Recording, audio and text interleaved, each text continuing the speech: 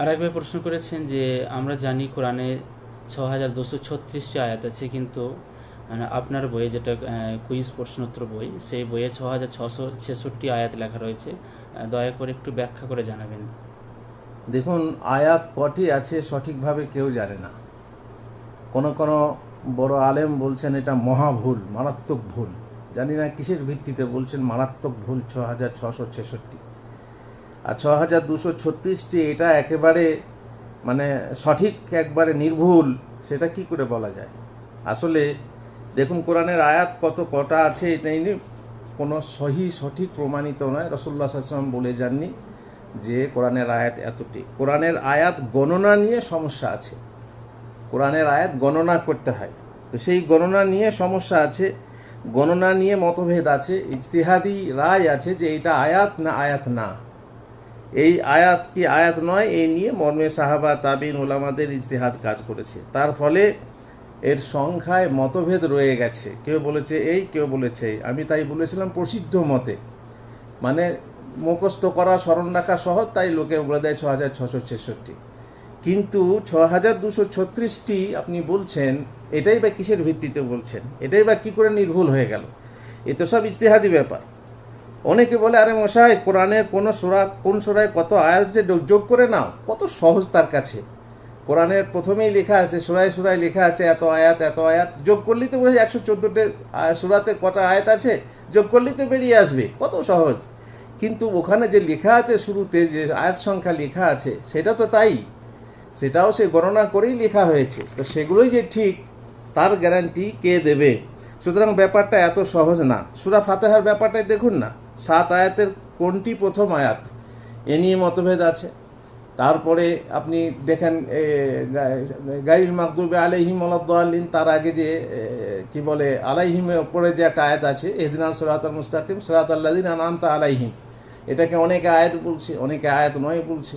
তো এইভাবে ওখানেও মতভেদ আছে। তারপরে প্রত্যেক সূরাতে, প্রায় সূরাতেই এইভাবে মতভেদ আছে।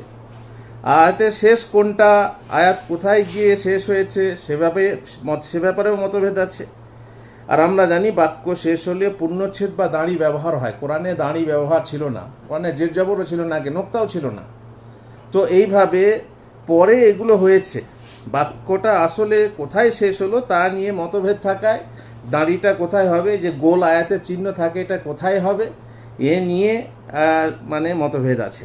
হাদিস সংখ্যা নিয়েও দেখবেন বুখারীতে কটা হাদিস আছে, বুখারীতে কটা হাদিস আছে। অনেকে বলে আমাদের এই বুখারীর নম্বর মিলে না, মিলবেই না, কারণ গণনাতে উনি একরকম গুনেছেন, উনি একরকম গুনেছেন, মিল থাকবে না। কোনো কোনো বুখারীতে 7563, কেউ বলে 7124, এইভাবে এক এক রকমের গণনার কথা আছে হাদিসে। কোরআনেরও মোট কত আয়াত, এ নিয়েও এইভাবেই মতভেদ। তবে সবাই এ ব্যাপারে একমত যে 6000-এর কম নয়, কোরআনের আয়াত 6000-এর কম নয়। এবার বেশি কত, ওই যত আছে 6204, কেউ বলেছে 6214, কেউ বলেছে 6219, কেউ বলেছে 6225, কেউ বলেছে 6236। যেমন আপনি বলছেন এটাই হচ্ছে ঠিক, আবার কোনো কোনো আলেম বলছেন এটাই নির্ভুল, আর বাকিটা হচ্ছে মহাভুল, তা নয়। আসলে 6666ও বলা হয়েছে কোনো কোনো গণনাতে। আর কেউ আবার এই সঙ্গে 112টি বিসমিল্লাহ যোগ করেছেন, আবার কেউ যোগ করেননি। তো 112টি বিসমিল্লাহ যোগ করলে 6348 আয়াত হয়। আর কুফিদের নিকট আয়াত সংখ্যা 6236।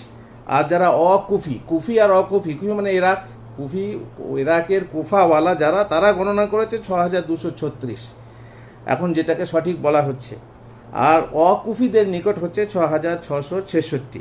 এই জন্য নিশ্চিন্ত রূপে বলা মুশকিল যে কত আয়াত সত্যপক্ষে আছে। তবে বর্তমানে আমরা সৌদি আরবে যে ওসমানী রাসম বলছি, সেখানে যেটা আছে সেটা যদি মেনে নিই সমস্যা নেই। 6236টি মেনে নিই তাতেও কোনো সমস্যা নেই।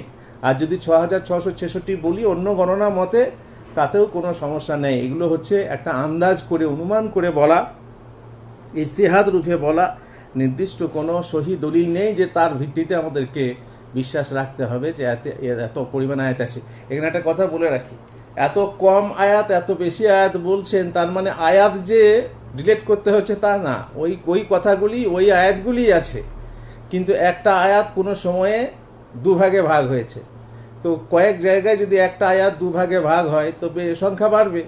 কথা ওইগুলিই আছে, এ নয় যে 6,666 না হয় তাহলে 6,236 হলে পরে কতগুলো আয়াত ডিলেট হয়ে যাবে না, ডিলেট হবে না, জিনিস একই থাকবে, কিন্তু ভেঙে সেটা বাড়তি হবে। আশা করি যেমন আমাদের জেলা বার হচ্ছে, কি বলে, আমাদের একটা রাজ্যে জেলা বিভাগ মানে বেরোচ্ছে, যখন বেশি সংখ্যা হয় তার মানে এই নয় যে আলাদা করে বাড়লো, আর যদি কম করে দেওয়া হয় তার মানে এই নয় যে একটা এলাকা গায়েব হয়ে গেল, তা নয়। যাই হোক, আল্লাহ তাআলা আমাদেরকে বোঝার তৌফিক দেন। অনেকে বলছে বিশাল বড় একটা মিস্টেক হয়ে গেছে এই বইয়ে। এই তো বলছি তো, একজন ডক্টর বলেছেন যে মহাভুল। মহাভুল কোত্থেকে হবে, মারাত্মক ভুল কি করে হবে? আপনার সামনে কোরআন আছে, আপনি গুনে দেখে নিলেন, কিন্তু সেটা কে গুনেছে, কে গণনা করেছে, সেটারই গ্যারান্টি কি? প্রসিদ্ধ মতে আমি বলেছি, তার মানে ওটা এমন প্রসিদ্ধ যে সহজে মুখস্থ হয় এবং বলা যায় 6,666, 6,666। আর এইটা 6,236, এটা সবসময় মনে থাকে না। তো যাই হোক, যদি এটাই আমরা মনে করি যে এটাই ঠিক, তাহলে ওটা তো ব্যাঠিক বলা যায় না, যেহেতু ইজতিহাদি ব্যাপার। জাযাকাল্লাহ খাইর, বারাকাল্লাহ ফিক।